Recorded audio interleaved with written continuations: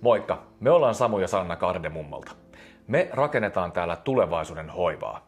Me halutaankin olla Suomen luotetuin ja tunnetuin sote-sektorin teknologiakumppani.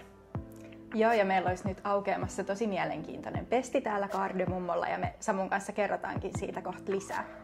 Jos haluat meille töihin, niin tsekkaa tää video. Sanna, tää avoinna oleva pesti liittyy hyvin vahvasti tähän meidän uuteen tekoälyratkaisuun Tiituun. Voitko kertoa, että mikä Tiitu on ja mitä ongelmaa sillä halutaan ratkaista? Joo, eli Tiitu on tämmöinen hoiva-alan ammattilaisille tarkoitettu tosi helppokäyttöinen sovellus.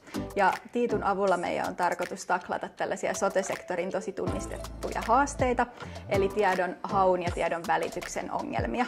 Minkälaisessa vaiheessa Tiitu on tällä hetkellä?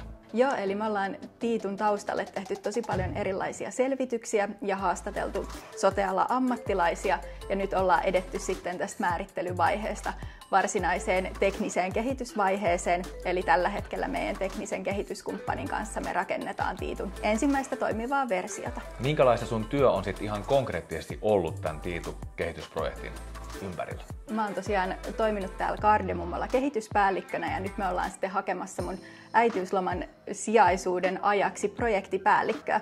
Ja tämän projektipäällikön tehtävä olisi nyt sitten viedä eteenpäin meidän Tiitun ensimmäistä pilottiprojektia yhdessä meidän asiakkaan kanssa. Onko jotain muuta, mitä tulevan hakijan pitäisi tietää Tiitu-kehitysprojektista? Ensi kevät tulee olemaan meille tosi mielenkiintoinen. Meillä tosiaan Tiitun ensimmäinen versio valmistuu tässä tämän loppuvuoden aikana ja keväällä olisi sitten tarkoitus lähteä pilotoimaan Tiitua ensimmäisessä oikeassa hoivayksikössä. Me halutaan tosi kovasti, että haet meille töihin.